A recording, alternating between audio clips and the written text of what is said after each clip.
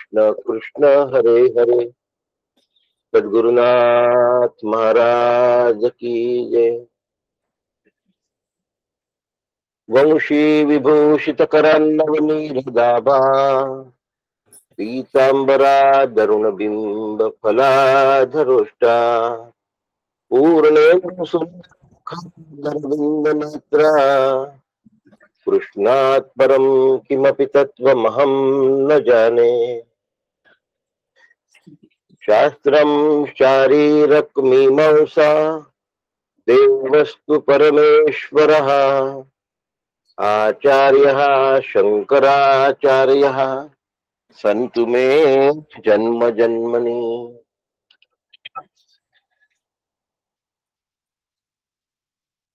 शंकरः शंकराचार्यः सद्गुरु सर्वसन्निभः सर्वेषां शंकरः सन्तु सच्चिदानन्दरूपिणः।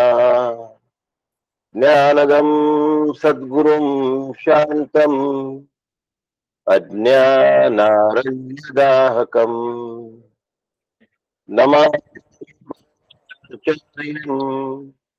श्रीमत्शङ्करधारिणम् तदा शंकराचार्यमध्यमाम् अस्मदाचार्यपर्यन्ताम् वन्दे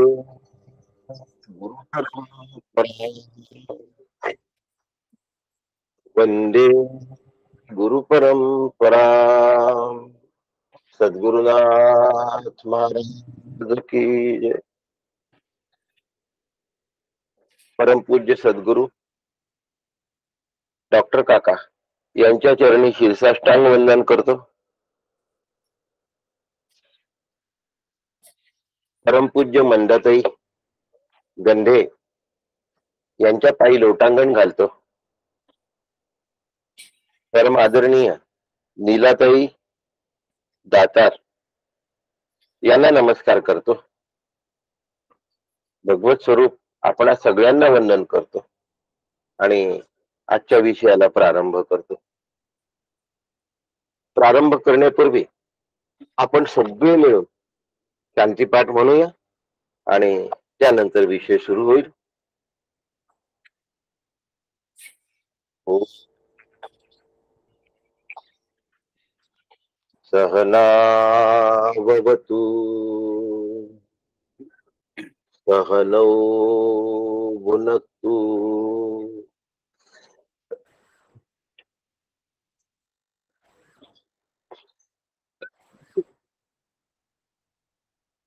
सह वीर्यं करवावहै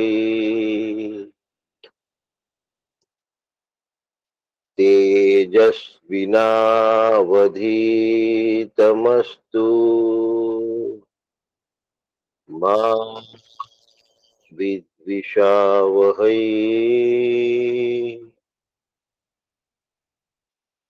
ओम शांति शांति शांति। हरि ओम श्री गुरुभ्यो नमः। हरि ओम। आपला सुरू आहे मंत्र। यमदेव नचिकेताची स्तुती करतात आहे आणि स्तुतीचा 9वा मंत्र सुरू आहे। नैषा तर्केन मतिरापनेया प्रोक्तान्नेनैव सुज्ञानाय पृष्ठ याम त्वमापः सत्यबुद्धिर्बतासि त्वां द्रुनो भूयान नचिकेता पृष्ठा। यमदेव स्तुती करतात आहे। का बरं नचिकेताची स्तुती होते आहे?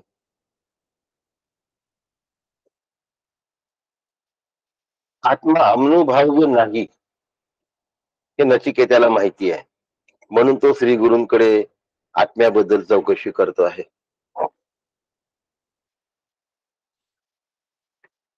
न आपणीया न पापणीया इत्यर्थ असं शंकर भाष्यामध्ये म्हटलंय। की ना आत्मा अनुभव्य नाही आहे आणि आत्मा अनुभावकही नाही आहे. म्हणून अनुभव्य आणि अनुभावक आत्मा नसल्यामुळे आत्म्याचा अनुभव स्वतःच्या प्रयत्नांनी आला असं नचिकेताला कधीही वाटत नाही. नापनेयतव्याम वान हातव्या. आणखीन एक आचार्यांनी धोक्याची सूचना दिली आहे. ती आहे तार्किका अनागमज्ञ. तार्किकाकडून आत्मा शिकून घेण्याचा कधीही प्रयत्न करू नका. तार्किक तुम्हाला आत्मस्वरूपाकडे कधीही घेऊन जाऊ शकत नाही, पण तो गोष्टी आत्मस्वरूपाच्या करेल. तार्किक काय करेल? गोष्टी आत्मस्वरूपाच्या करेल, पण आत्मस्वरूपाला घेऊन जाणार नाही. मी पुण्यात आलोय. कालपासून पुण्यातले प्रवचन चालू झाले आहेत. नगरहून पुण्याला आलो आहे. एका सिनियर सिटीजनची भेट झाली. ते मला म्हणले भगवद्गीता सर्वश्रेष्ठ ग्रंथ आहे आणि मला तो येतो. चांगली गोष्ट आहे. काय येतं? तर त्यांनी 12वा अध्याय म्हणून दाखवला. म्हणले एवढा म्हटला की एक दिवस उपवास केल्याचं पुण्य लाभतं. केवळ पुण्याकरता भगवद्गीता आहे का हो? पण ठीक आहे. पुढे तो म्हणतो एवढं झालं की बस आहे, बाकी काही करण्याची गरज नाही. गंमत अशीच आहे सगळी. तार्किक जो असतो तो आपल्या मनाला जे योग्य वाटेल तो निर्णय घेतो. कालची घडलेली गोष्ट आहे बरं का इथली. आपल्या मनाला जे योग्य वाटेल ते करतो आणि म्हणून तार्किकाच्या नादी लागू नये. आचार्य म्हणतात तथैव विपरीता ते बुद्धी आचार्य वर्जिता. ती जी विपरीत बुद्धी आहे त्या बुद्धीपासून तुम्ही दूर राहा. ती बुद्धी तुम्हाला सद्गुरूंपासून दूर येते. बुद्धी आचार्य वर्जिता. तथैव विपरीता ते बुद्धी आचार्य वर्जिता. अभिमानी वृत्तीचा जो माणूस असतो ना तो श्रीगुरूंचं वरण कधी करत नाही. श्रीगुरू कधी स्वीकारत नाही. आपल्याला गुरु असावा असं त्याला वाटत नाही. कारण त्याचा अभिमान त्याला दुसऱ्याचं ऐकू देत नाही.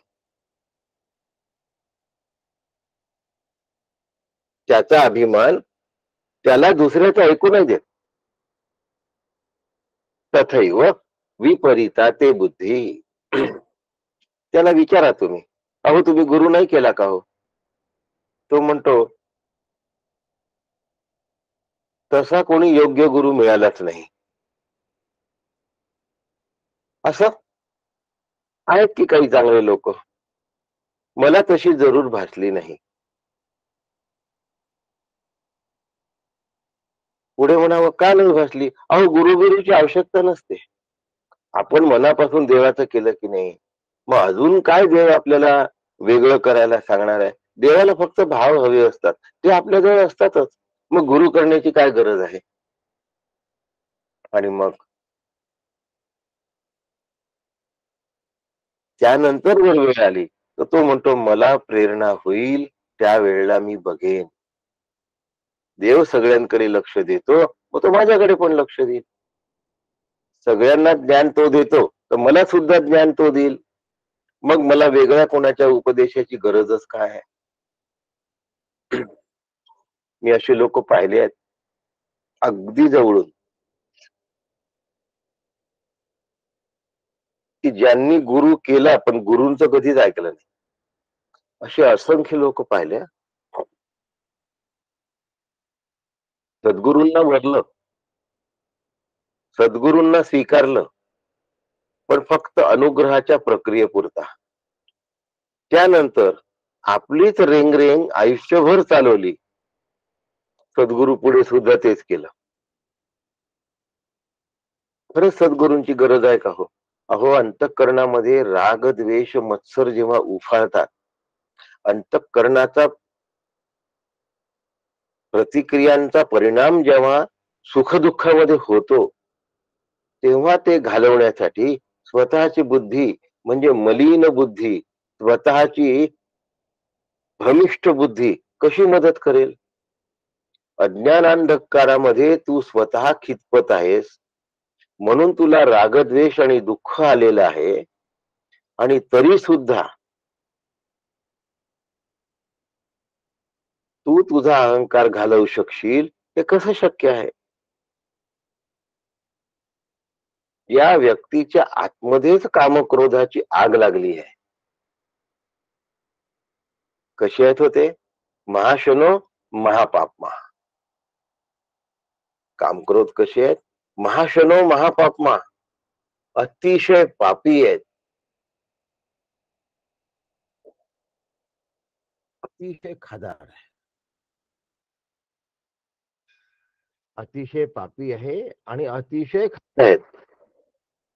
असे जे कामक्रोध आहेत,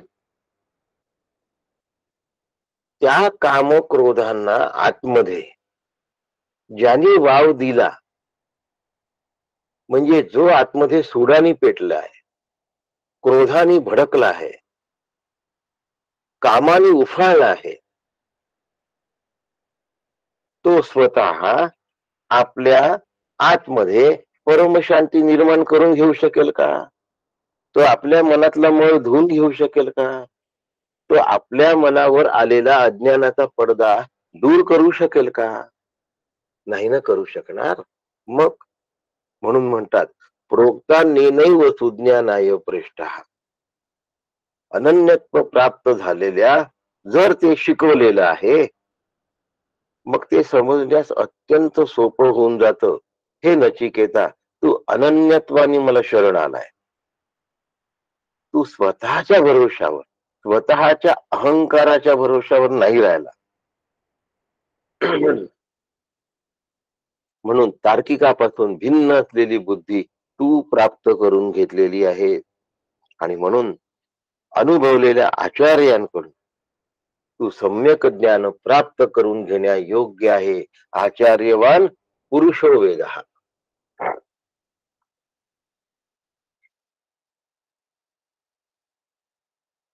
आचार्यात हवी विद्या सन्निष्ठम प्रापत. छांदोग्य उपनिषदात सांगितलंय की आचार्यांकडून प्राप्त केलेली विद्याच यथार्थ आणि सम्यक ज्ञान देते. डॉक्टर काकांनी त्याच्यावर सुंदर ओवी केली. ओवी क्रमांक 57. सम्यक ज्ञान जै जाणणे, शरण श्री गुरु ते जाणे, तेथे ज्ञानाचे बियाणे जिवंत असे. श्री गुरु एक असे महापुरुष आहेत. अशी व्यक्ती शब्द सुद्धा म्हणणं बरं नाही. श्री गुरु व्यक्ती नसतात, हे लक्षात ठेवा. श्री गुरु आपल्या समजुतीसाठी उपाधी धारण करून देहामध्ये आलेले असतात. ते चालते ज्ञानाचे बिंब, दयाचे अवयव हे सुखाचे कोंब, एरवी माणूसपण हे भांब, लौकिक भाग. केवलम ज्ञानमूर्तीम ब्रह्मानंदम परम सुखदम. केवलम ज्ञानमूर्तीम. श्री गुरु केवळ ज्ञानाची मूर्ती असतात. श्री गुरूंना शरीरामध्ये बघू नये. शरण श्री गुरु ते जाणे, तेथे ज्ञानाचे बियाणे जिवंत असे. आमच्यामध्ये ज्ञानाचं बीज असतं, पण ते बीज जिवंत नसतं. चढलं असतं, खराब झालं असतं, बिघडलेलं असतं, पण जिवंत नसतं. तस तेथे ज्ञानाचे बियाणे जिवंत असे. सद्गुरूंपाशी मात्र ज्ञानाचं बीज जिवंत असतं, पेरलं की उगवत. यथार्थ आत्मबोध करून घेण्यासाठी श्री गुरूंना शरण जाणेच गरजेचे आहे. म्हणून काकांची दुसरी एक ओवी पुन्हा आहे याच्यावर. ज्ञान हे जेथे रुजे, ते सद्बुद्धीचे पाविजे, तर्काची या क्षेत्री कुजे भ्रम प्रमादे. तार्किकाजवळ ते कुजलं असतं, सडलं असतं. तार्किका शास्त्राचे संकट चालवी आपुलीच वटवट, आयुष्यावरी घटपट आत्मा दूर. तार्किकापैकी ही ओवी काल घेतलेली आहे मी. म्हणून काकांची एक सुंदर ओवी आहे. म्हणून वेदांत जे बोलिले ते सद्गुरूने बोधिले. जे वेदांतांनी सांगितलं आहे तेच सद्गुरूंनी बोधलं आहे, म्हणजे अनुभवलं आहे. ते तैसेची अनुसरले पाहिजे श्रद्धे. गुरूंचं वाक्य पूर्ण श्रद्धेने आत्मसात केलं पाहिजे, पूर्ण श्रद्धेने अनुसरलं पाहिजे. काकांची कॅलेंडर मधली एक ओवी खूप सुंदर आहे याबाबत. तया जाणावे, धरावे, सेवावे. जाणावे नंतर कॉमा, तया जाणावे. श्री गुरूंना जाणून घेतलं पाहिजे. जाणतेन गुरु म्हणजे त्याने कृत कार्य होईल. तया जाणावे, धरावे आणि सेवावे. तयांचे सर्व ऐकावे. तया जाणावे, धरावे, सेवावे. तयांचे सर्व ऐकावे. साधन पंथी चालावे आयुष्यावरी. साधन पंथी चालावे आयुष्यावरी. म्हणून वेदांत शास्त्रावर निरूपण केलं म्हणजे तो सद्गुरु झाला असा होत नाही. गुरुमुखाने बोध झाल्यानंतर त्या बोधाचं आम्हाला तसच्या तसं आचरण व्हायला हवं. ब्रह्मनिष्ठ श्रीगुरूंकडूनच आत्मतत्व जाणून घ्यावं. ज्यांना दृश्य प्रपंच आत्मरूपच आहे अशी खात्री असते त्यांच्याजवळ सगळीकडे आत्मविलास असतो. रागद्वेषादी विषय व्यक्ती आत्मरूपतेने बाधित झाले तरीही, रागद्वेषादी विषय आणि व्यक्ती आत्मरूपतेने बाधित झाले असतात. म्हणून श्री गुरु समदर्शी असतात, श्री गुरु जीवनमुक्त असतात. आणि म्हणून त्यांना द्वेष करणारा माणूस सुद्धा आपलाच वाटतो आणि प्रेम करणारा माणूस सुद्धा आपलाच वाटतो. कारण ते अभेददर्शी असतात, आत्मरूप ब्रह्मनिष्ठ असतात. श्री गुरूंच्या उपदेशाशिवाय आम्ही आत्मानुभवाप्रत कधीही जाऊ शकत नाही. ब्रह्मप्राप्तीचे मार्गावर अचूकपणे मार्गदर्शन सुद्धा करू शकत नाही. म्हणून आचार्यांनी यतश्च शब्द वापरला आहे याच्यामध्ये. तुम्हाला जर आठवत असेल तर यतश्च शब्द वापरला. अन्य कुठल्याही पद्धतीने अथवा रीतीने आत्म्याबाबत तर्क केल्या जाऊ शकत नाही. अतः अनन्य प्रोक्त आत्मानी उत्पन्ना येय मागम प्रतिपाद्यात्ममती शांकर भाष्य. तरीही गुरु बुद्धीला कधीही सोडू नका. गुरु निर्देशित आचरण सतत व्हावं. म्हणून वेद आणि सद्गुरु जसं सांगतात तसच्या तसं मी श्रद्धेने अनुसरलं पाहिजे. एकदा मी नित्य शुद्ध बुद्ध सच्चिदानंद स्वरूप आत्मा आहे हे जर लक्षात आलं तर काम झालं. पण हजारदा आम्ही स्वतःला पापी आहोत समजतो, दुःखी आहोत समजतो, मरणार असं समजतो. एकदा श्री गुरूंनी सांगितलं की तू सच्चिदानंद ब्रह्म आहेस, सोहम, तर मग मला पुन्हा दुःखाकडे वळावं लागणार नाही. पण गुरूंनी सांगितलेलं मी माझ्या मनावर ठसवून घेतलं पाहिजे. पोस्टाचा शिक्का, कागद फाटेल पण शिक्का मिटत नाही.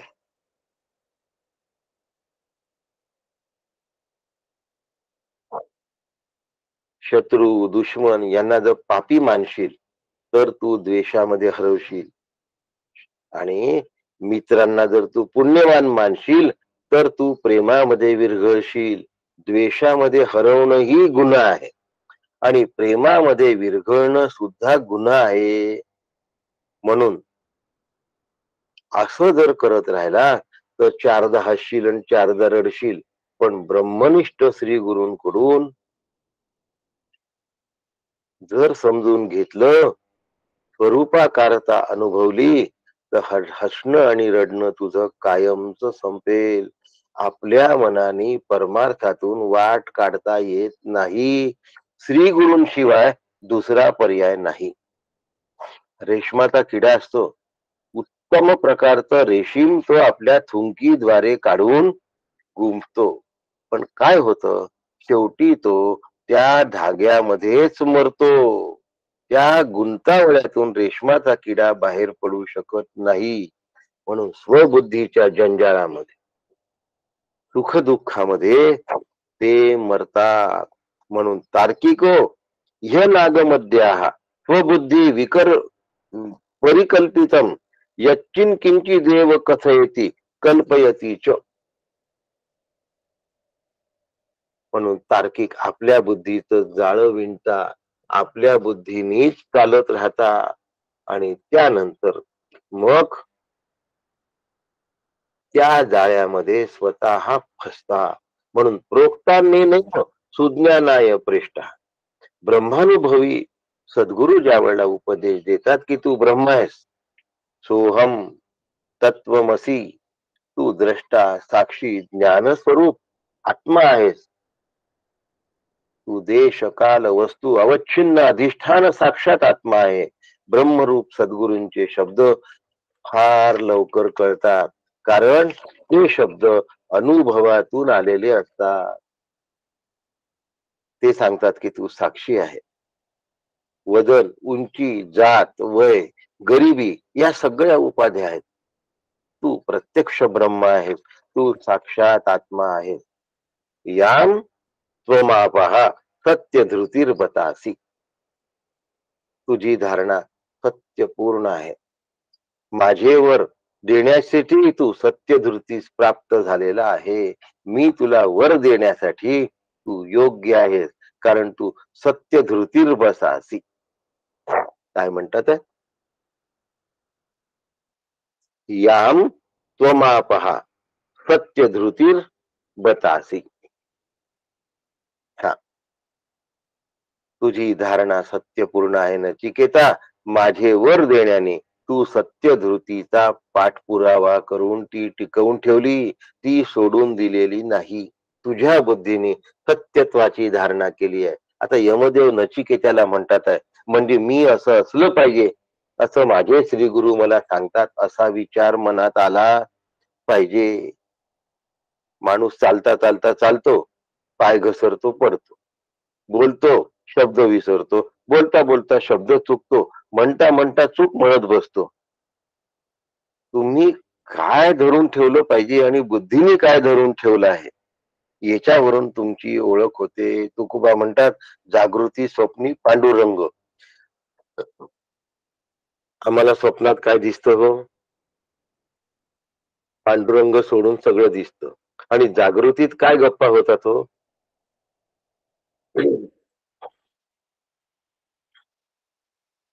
हजारदा कोणी तारीफ केली असेल तर लक्षात नाही राहणार, पण एकदा कोणी लक्षात निंदा केली, हजार दिवस ती विसरत नाही.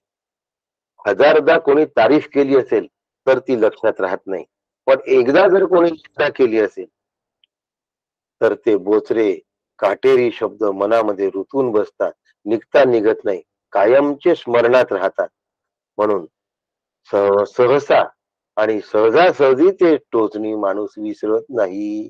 म्हणून श्री गुरूंची गरज असते. मी बुद्धीमध्ये काय धरून ठेवलाय, सत्यत्वाची धारणा धरून ठेवली आहे की असत्यत्वाची धारणा धरून ठेवली आहे? नाम रूप प्रपंच घटना व्यक्ती दर्शन वर्तमान मानापमान धरलाय की अन्य काही धरून ठेवलाय? नामरूपात्मक कल्पित मिथ्या प्रपंचाचा बाध, मिथ्या धृती जर धरली तर घात झाल्याशिवाय राहत नाही. मिथ्यत्वालाच माणूस वरतो. धृत्या धारयते मनः. गीतेचा श्लोक आठवतोय का? धृत्या यया धारयते मन प्राणेंद्रिय क्रिया योगेना व्यभिचारिण्या धृती सा पार्थ. कोणती आहे? सात्विकी धृती म्हणतात त्याला. धृत्या यया धारयते, धृत्या यया धारयते मन प्राणेंद्रिय क्रिया योगेना व्यभिचारिण्य. अव्यभिचारी भक्ती असते. धृतीचा पार्थ सात्विकी. सात्विक धृतीचं फार मोल आहे परमात्मा. व्यतिरेक वापरून नको ते त्यागायचं आणि मुख्य स्वरूप धारण करायचं. काय करायचं? मुख्य स्वरूप धारण करायचं. असं जर मला करता आलं तर माझं जीवन कृतार्थ होतो. म्हणून व्यतिरेक करून त्यागायचं आणि अन्वयाने मुख्य स्वरूप स्वीकारायचं. तसं तुम्हाला समजावून सांगतो. अन्वय म्हणजे काय आणि व्यतिरेक म्हणजे काय. नाही तर काही नवीन लोक या ठिकाणी जॉईन झालेले आहेत आणि मग ते म्हणतील की आम्हाला अन्वय व्यतिरेक शब्दच नाही कळले. माझा एक क्लासमेट सुद्धा जॉईन झालेला आहे, आता नव्याने जॉईन झालाय.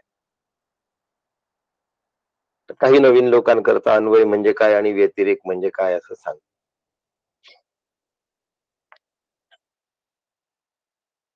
जी गोष्ट आत्मकल्याणासाठी योग्य नाही तिचा त्याग करणे याला व्यतिरेक असं म्हणतात.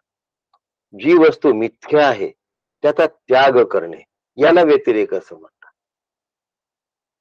असत्य धृती जी असते की जी मी खोटं धरून ठेवलं आहे त्या बुद्धीचा त्याग करायचा.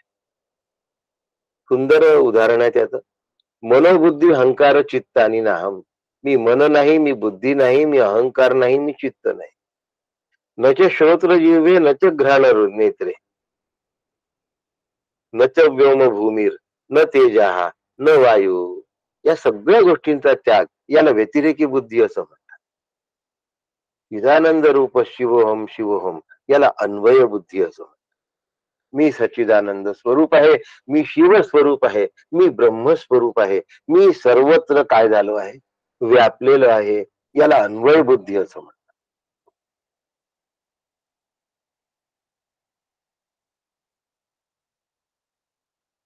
हा आंबा चांगला आहे पण याची कोय आहे ना खूप मोठी आहे, त्यामुळे याचा रस कमी निघतो. आता तो आंब्याचा त्याग केला आणि कोयीचा स्वीकार केला, आंब्याचा व्यतिरेक केला आणि कोळीचा स्वीकार केला. रस कमी निघत असला तरीही अतिशय स्वादिष्ट आणि सुंदर आहे. रस खाल्ल्यानंतर अंतःकरण कसं प्रसन्न होतं. आणि सगळ्या आंब्यांमध्ये एक सारखा केशरी रंगाचा रस आहे बर का. आता सगळ्या आंब्यांमध्ये केशरी रंगाचा रस आहे, रसाचा अन्वय झाला आणि आंबा या फळाचा व्यतिरेक झाला. जगताचा व्यतिरेक करायचा आहे आणि आत्म्याचा अन्वय करायचा आहे. म्हणून अन्वय आणि व्यतिरेक हे तत्व ज्याला बरोबर समजलं त्याला मी आत्मा आहे किंवा मी ब्रह्म आहे या निर्णयावर स्थिर राहायला उशीर लागत नाही. तो पटकन त्या निर्णयावर येतो. मग कळतं की मी आत्मा आहे, मी ब्रह्म आहे. बघा, आंब्याच्या सालाचा त्याग केला, आंब्याच्या कोळीचा त्याग केला, आंब्याच्या मुकीचा म्हणजे तो समोर काळा भाग असतो त्याचा पण त्याग केला. मुकी, कोळ आणि साल या तीनही गोष्टींचा आम्ही त्याग केला आणि रसाचा स्वीकार केला.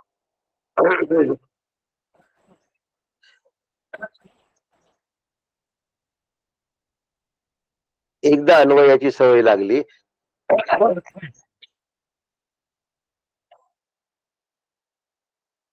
की व्यतिरेक आपोआप व्हायला लागतो.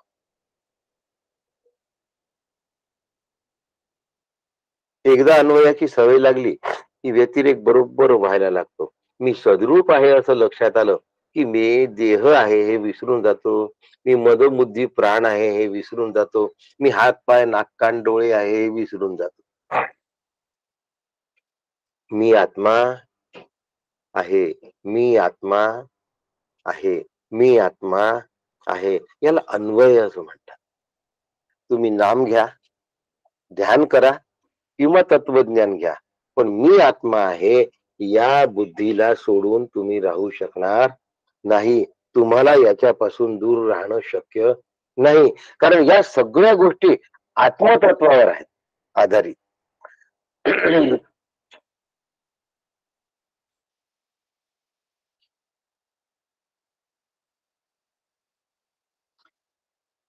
हे एवढं महत्वाचं ऐकण्यासाठी तुम्ही 135च्या वर संख्येने हजर आहात, याची मला अतिशय हे आहे. काय जिज्ञासा निर्माण झाली आहे तुमच्या अंतःकरणात, की तुम्ही ऐकल्याशिवाय राहत नाही, तुम्हाला चैन पडत नाही. आणि म्हणून मला कमाल वाटते, 129चा तसाच आकडा दाखवतात आहे. तिची बुद्धी नचिकेता माझी या वरे लाभता, तुझला आता योग्यता ज्ञाना आली. तू ज्ञानासाठी योग्य झालाय. प्री क्वालिफाईंग एक्झामिनेशन असं म्हणतात.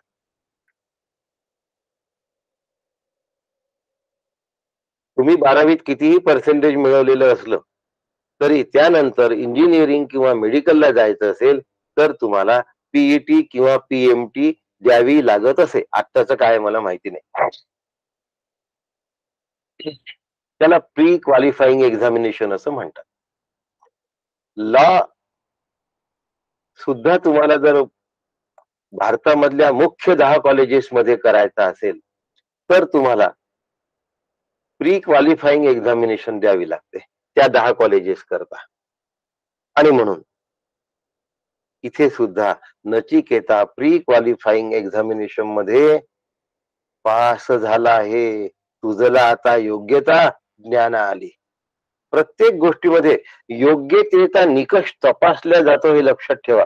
परमार्थातच तपासला जातो असं समजू नका.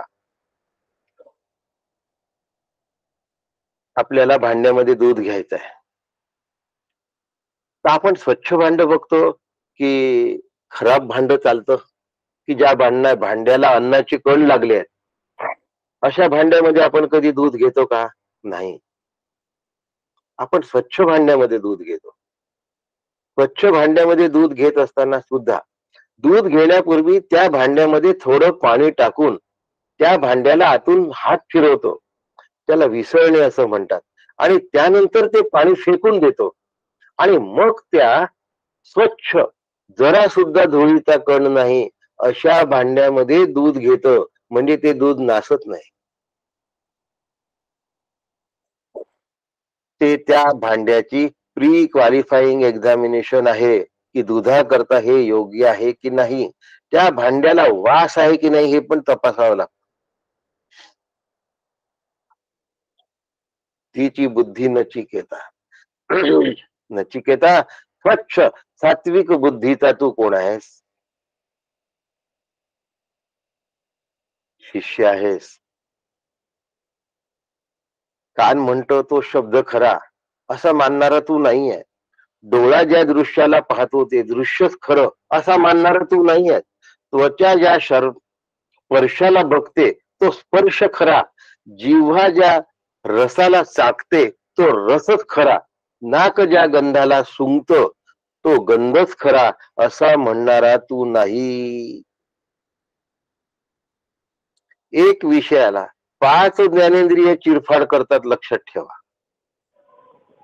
म्हणून ज्ञानेंद्रियांनी कळणारी जी बुद्धी ती सत्यबुद्धी कशी असेल? म्हणून सत्यावधारणा. सत्यावधारणा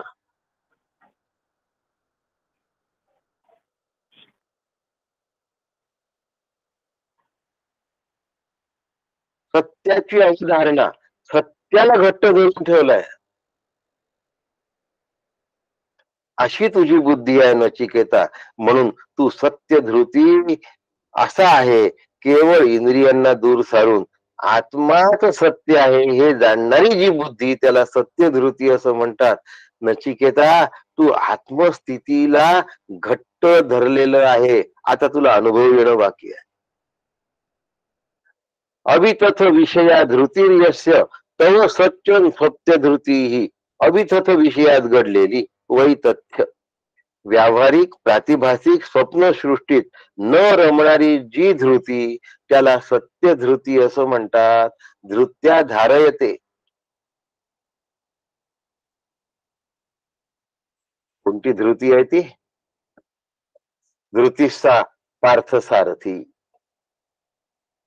फार सुंदर वर्णन आहे हो. भगवद्गीता ऐका की उपनिषद ऐका, सांगणं अद्वैतच आहे बस.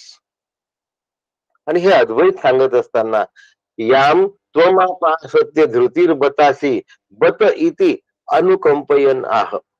बत शब्दामध्ये यमराज श्री गुरु अनुकंपा करतात आहे. श्री गुरु अकारण कारुण असतात. श्री गुरूंच्या कारुण्याबद्दल कोणाही बद्दल करुणा येते हो त्यांना. दरिद्री माणूस असेल ना तरीही त्यांना करुणा येते.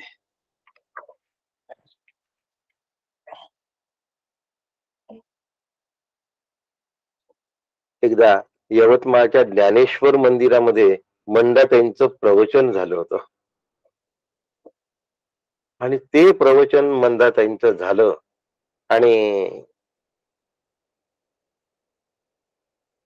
आम्ही सगळे मंदाताईंच्या हातून प्रसाद घेण्यासाठी उतावीळ होतो.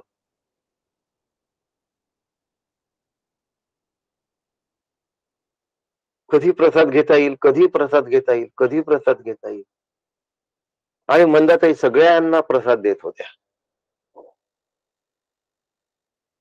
हे सगळं पाहून इथे काहीतरी मिळतं आहे असं वाटल्यामुळे एक भिकारी लाईनीमध्ये उभा राहिला. अंगावरचे कपडे अतिशय मळलेले तर होतेच, पण अनेक ठिकाणी फाटले होते. एवढ्या ठिकाणी तो शिवू शकत नव्हता एवढे फाटले होते. दिसायला अतिशय ओंगळवाना, खूप गचाळ आणि त्याच्या अंगाचा सुद्धा वास येत होता. असा भिकारी लाईनीमध्ये लागला. आता तो लाईनीत लागल्यानंतर मंदाताईंच्या समोर तू इथे येऊ नको असं म्हणायची कोणाची हिंमत नाही त्याला.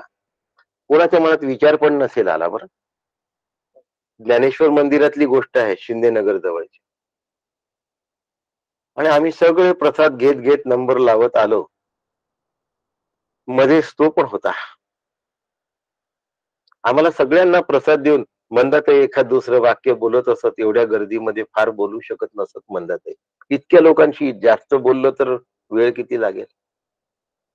पण ज्यावेळी तो आला, ज्यावेळी तो आला त्यावेळी मंदाताईंनी त्याला भरपूर प्रसाद दिला आणि त्याच्याशी 15-20 मिनिटं बोलल्या. एवढा वेळ त्यांनी त्याला दिला की नुसतं हातावर काहीतरी खायला मिळेल अशा विचाराने आलेल्या माणसाशी सुद्धा मंदाताई अत्यंत प्रेमाने बोलल्या. आपला विषय आहे श्री गुरु अकारण करून असतात. त्यांच्या प्रत्येक हालचालीमध्ये प्रेम ओतप्रोत भरलेलं असतं. शिष्याची सत्यधृती पाहून प्रेमाने यमधर्म कृपावान झाले आहेत. गुरुदेव कृपावंत झाले आहेत. एका लहानशा गुणाने सुद्धा सर्व श्रेष्ठ कृपा करायला श्री गुरु तयार असतात. एक लहानसा गुण विकसित करा, एक फक्त. श्री गुरूंनी कृपा केलीच म्हणून समजा. त्यांना भेट वस्तू देण्याची गरज नाही. फक्त एक तुमच्या मधला सद्गुण तुम्ही डेव्हलप करा, जो असेल तो. कोणात कोणता असेल, कोणात कोणता असेल, पण आपल्यातला एक गुण जरी आपण वाढवला ना तरी सद्गुरू आपल्यावर कृपा करतात. काही त्यांना भेटवस्तूची गरज नसते, त्यांना पैशा अडक्याची गरज नसते, त्यांना स्तुती सुमनांची गरज नसते. अकाट्य असं आत्मज्ञान त्यांच्या जवळ असल्यामुळे, ज्याचा कशाने छेद जाऊ शकत नाही, जे कधीही बदलू शकत नाही, असं आत्मज्ञान त्यांच्यामध्ये ओतप्रोत भरून राहिलं असल्यामुळे त्यांना आत्मानंदापुढे जगतातल्या कुठल्याही विषय वस्तूच्या आनंदाची गरज नसते, तरी ते कृपा करतात. श्री गुरूंजवळ काय कमी असतं हो? आर्थिक स्थितीमध्ये श्री गुरूंना मोजू नका. बौद्धिक स्थितीमध्ये श्री गुरूंना मोजू नका. आरोग्याच्या स्थितीमध्ये श्री गुरूंना पाहू नका. प्रतिष्ठेच्या स्थितीमध्ये श्री गुरूंना पाहू नका. हे क्रायटेरिया श्री गुरु तपासण्याचे नाहीतच. अहो ईश्वर त्याला क्षुल्लकशी वस्तू दिली ना तर तो कृपावंत होतो बघा. क्षुल्लकशा वस्तूने सुद्धा ईश्वर कृपावंत होतो. कसं हो? इतकं छान मुद्दा सांगितला आहे. साधं फळ दिलं श्री गुरूंना किंवा ईश्वराला तर ते आपली कायमस्वरूपी फलाशा घालवून देतात. कायमस्वरूपी फलाशा घालवून देतात आणि आपल्याला अखंड तृप्त करतात. त्याच्यासाठी संस्कृत सुभाषित आहे.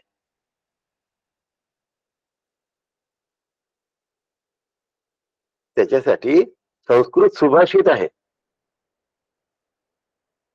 त्या सुभाषिताचा अर्थ सांगतो तुम्हाला. आपल्या संस्कृत तज्ञ जर कोणी असेल तर ते सुभाषित सुद्धा सांगू शकतील, तर त्यांनी अनम्यूट करून ते सांगायलाही हरकत नाही. अर्थ सांगतो, सुभाषित तुम्हाला आठवलं तर जरूर सांगा. अरे रत्नाकर समुद्र ज्याचा सासरा आहे, शीतल शांत चंद्र ज्याचा साळा आहे, लक्ष्मी ज्याची पत्नी आहे, कौस्तुभ मणी ज्याच्या कंठात विराजमान आहे, सुदर्शन ज्याच्या सान्निध्यात अहोरात्र राहतो, कल्पवृक्ष ज्याच्या संकल्पाने निर्माण होतो, तो ईश्वर, तो भगवंत मनुष्याने दिलेल्या छोट्याशा भेटीने अति प्रसन्न होऊन सर्व श्रेष्ठ कृपावंत होऊन अनुकंपा करतात.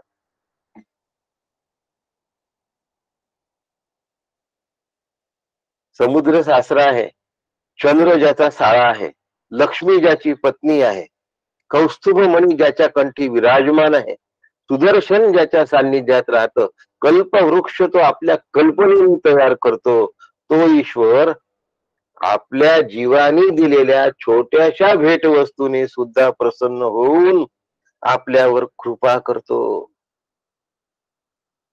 आपल्यावर अनुकंपा करतो.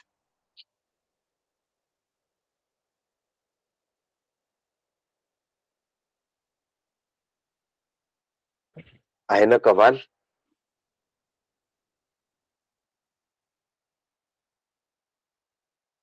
केवढी कृपा करतो तो. त्यांना काय गरज आहे हो? त्यांना कशाची गरज आहे हो?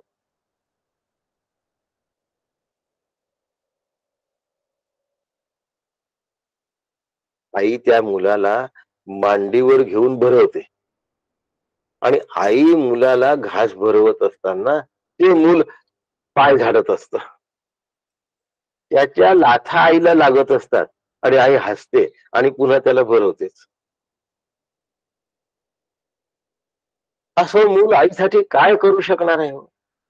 आईनी त्याच्यासाठी जे केलं त्याची परतफेड करू तरी कसं शकणार आहे? आयुष्यभर जरी झिजला ना आईसाठी तरी तो त्याची परतफेड करू शकत नाही. तर जन्माच्या क्षणी ज्यांनी आपल्याला प्राणवायू पुरवला आणि जिवंत ठेवलं त्या परमेश्वराची परतफेड आपण काय म्हणून करू शकतो? आणि त्याच्याजवळ काय कमी आहे की आपल्याकडून काही घेण्यासारखं त्याला आहे? त्याच्याजवळ नाही असं काय आहे ज्याच्या कल्पना मात्राने कल्पतरू तयार होतो? कल्पतरू ईश्वराच्या कल्पनेने तयार होतो, लक्षात ठेवा. आणि तो आपल्या संकल्पांची पूर्ती करतो. केवळ ईश्वराच्या कल्पनेने कल्पतरू आपल्या संकल्पांची पूर्ती करतो, लक्षात ठेवा. आणि असे अकारण करून असलेले जे भगवंत ते आमच्यावर अनुकंपा करतात, ते श्री गुरु आमच्यावर अनुकंपा करतात. म्हणून गुरूंना बुद्धीच्या मोजमापात मोजू नये, संपत्तीच्या मोजमापात मोजू नये, कीर्तीच्या मोजमापात मोजू नये. सत्यावधारणा बुद्धी त्यांच्यासाठी सगळं जग सत्स्वरूपाने भरलेलं असतं. असा विचार समजण्यासाठी सुद्धा तशा प्रकारची, तशा दर्जाची बुद्धी लागते. आणि हे नचिकेता, तुझी या बुद्धीची धारणा पाहिली असाधारणा. नचिकेता, तुझ्या बुद्धीची जी धारणा आहे ना, ही धारणा असाधारण झाली.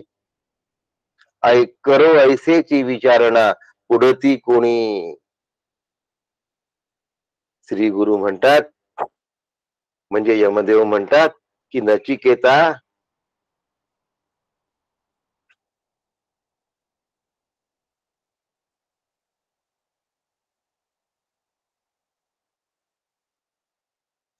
तुझी या बुद्धीची धारणा पाहिली असाधारणा, करो ऐसेची विचारणा पुढती कोणी. असं विचारणारे आम्हाला मिळवत,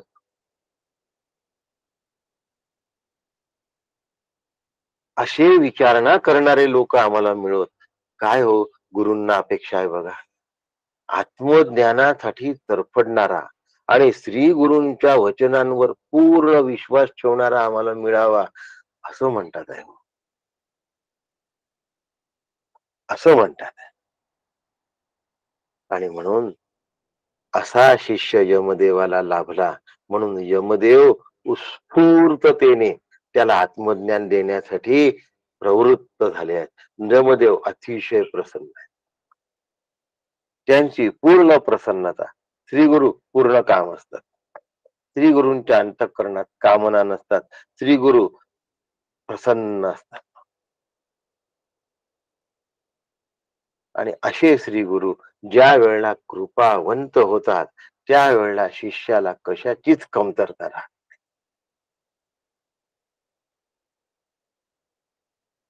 काही जण गुरूंना जेव्हा खावायला बोलवलं की आम्ही खूप केलं असं म्हणतात, कोणी मोठं पाकिट दिलं की आम्ही खूप केलं असं म्हणतात, कोणी चांगला हार घातला की आम्ही खूप केलं म्हणतात, कोणी कार किंवा भेट वस्तू मोठमोठ्या दिल्या म्हणजे आम्ही गुरूंना काही दिलं असं म्हणतात. छे छे छे, ज्यांच्या जवळ पूर्ण आनंद आहे, ज्यांच्या जवळ पूर्ण प्रसन्नता आहे, ते मिथ्या वस्तूच्या देवाणघेवाणीमध्ये स्वतःला कधीही गुंतवून घेत नसतात. नश्वर वस्तूची रिश्वत शाश्वत तत्व अनुभवलेल्या माणसाला कशी दिल्या जाईल हो.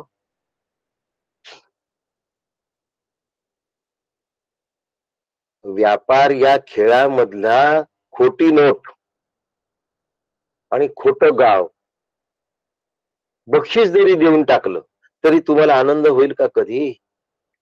मग मिथ्या जगतामधली मिथ्या वस्तू श्री गुरूंना दिल्यानंतर श्री गुरु अत्यंत प्रसन्न करतील असं समजण्याला काही अर्थ नाहीये. फक्त त्या वस्तू मागता तुमचा भाव असतो ना, तेवढा ते घेतात, वस्तू घेतल्यासारखी दाखवतात, त्यांना त्या वस्तूशी काही देणं घेणं नाही.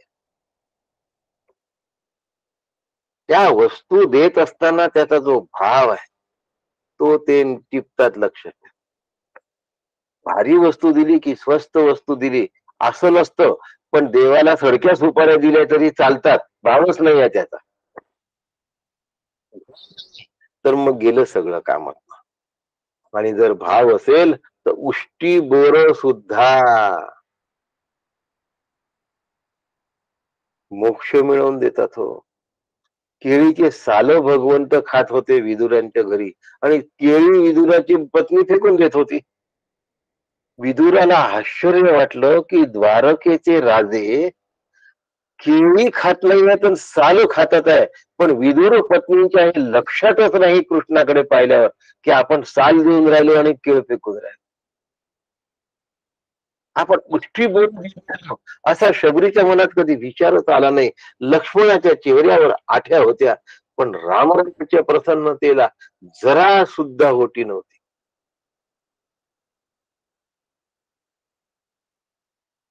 शिष्याने गुरूंना भाव द्यायचा असतो. शिष्याने गुरूंना दिलेली वस्तू मोलाची नसते, त्या वस्तूच्या मागचा भाव मोलाचा असतो. त्यांना काही दिलं नाही तरी चालतं, पण मग तुमचा भाव तुम्ही देण्यासाठी माध्यम कुठे आहे तुमच्याजवळ. म्हणून माध्यमाचा वापर करा. व्यावहारिक सत्तेतून पारमार्थिक सत्तेमध्ये प्रवेश करायचा असतो, लक्षात ठेव. एकदम पारमार्थिक सत्तेमध्ये पाय नाही ठेवता येत. म्हणून नारळ काया अर्पण करून बोध मना बहु झाला, घ्या गोड करा सेवेला. देवा या हो प्रसादाला, घ्या गोड करा सेवेला. नचिकेत्याची सेवा यमदेवाने गोड करून घेतली आहे. यमदेव प्रसन्न झाले आहेत आणि त्यांना आत्मज्ञान देतात आहे. हे आत्मज्ञान काय आहे हे याच्या पुढच्या श्लोकामध्ये आपण बघणार आहोत. तो श्लोक आपण सोमवारी घेणार आहोत. उद्या भगवद्गीता राहील. शनिवार रविवार आपली सुट्टी असते आणि सोमवारी याच्या पुढचा श्लोक आपण या ठिकाणी पुण्याहून घेऊया. आपल्या सगळ्यांना नमस्कार करतो आणि थांबतो. राम कृष्ण हरी. राम कृष्ण हरी. राम कृष्ण हरी. प्रमिलाताई राम कृष्ण हरी. राम कृष्ण हरी. राम कृष्ण हरी. रामकृष्ण हरी काका. सुनंदाताई राम कृष्ण हरी. रामकृष्ण हरी काका. नमस्कार. राम कृष्ण हरी. रामकृष्ण हरी काका. मीनाताई रामकृष्ण हरी काका. राम कृष्ण हरी. रामकृष्ण हरी काका. राम कृष्ण हरी. मेधाताई, पद्माताई राम कृष्ण हरी. उषाताई राम कृष्ण हरी. काका. अश्विनी राम कृष्ण हरी. सुनीताताई राम कृष्ण हरी. दिलीप राम कृष्ण हरी. रामकृष्ण हरी. राम कृष्ण हरी. रामकृष्ण भावनाताई राम कृष्ण हरी. हो नमस्कार. हरी. सुनील काका. रामकृष्ण हरी. आमच्या सुनीताताई पण अमेरिकेतच आहे सध्या. हो हो आहे ऑनलाईन आहे. नमस्कार. रामकृष्ण हो, हरी. नमस्कार नमस्कार. दादा रामकृष्ण हरी. दादा नमस्कार करतो. हो संजय रामकृष्ण हरी. नमस्कार. रामकृष्ण हरी भाऊसाहेब. रामकृष्ण हरी. हो, कल्पनाताई रामकृष्ण हरी. रामकृष्ण हरी. सुनीताताई नमस्कार करतो. रामकृष्ण हरी. रामकृष्ण हरी. आनंद झाला भेटून. प्रतिभाताई नमस्कार. रामकृष्ण हरी. रामकृष्ण हरी. रामकृष्ण हरी. रामकृष्ण हरी. रेखाताई रामकृष्ण हरी. रेखाताई डोंगरे रामकृष्ण हरी. जयताई नमस्कार. रामकृष्ण हरी. या शिबिराला. रामकृष्ण हरी. रामकृष्ण हरी. सुधीरजी रामकृष्ण हरी. नमस्कार. रामकृष्ण हरी. रामकृष्ण हरी. रामकृष्ण हरी. पुष्पाताई नमस्कार. रामकृष्ण हरी. कृष्ण हरी.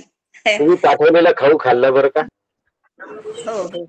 हो हो, मी स्वतः खाल्लाय. आनंद वाटतो. रामकृष्ण हरी. वासंतीताई नमस्कार. वासंतीताई पांडे नमस्कार. रामकृष्ण हरी. रामकृष्ण हरी. स्वातीताई नमस्कार. रामकृष्ण हरी. नमस्कार करते. हो स्वातीताई रामकृष्ण हरी. रामकृष्ण हरी. रामकृष्ण हरी. रामकृष्ण हरी काका. हो शंकरराव रामकृष्ण हरी. नमस्कार. रामकृष्ण हरी काका. रामकृष्ण हरी. काका. डोमकोंडेकर रामकृष्ण हरी. सुहासजी नमस्कार. रामकृष्ण हरी. पुष्पवनी प्रणाम. प्रणाम भैया. प्रणाम प्रणाम प्रणाम. हो हो. प्रणाम. रामकृष्ण हरी. हा नीलाताई नमस्कार करतो. रामकृष्ण हरी.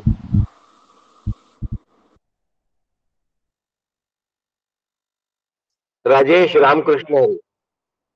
रामकृष्ण हरी काका. हो रामकृष्ण हरी. नमस्कार होतो. अनंत रामकृष्ण हरी.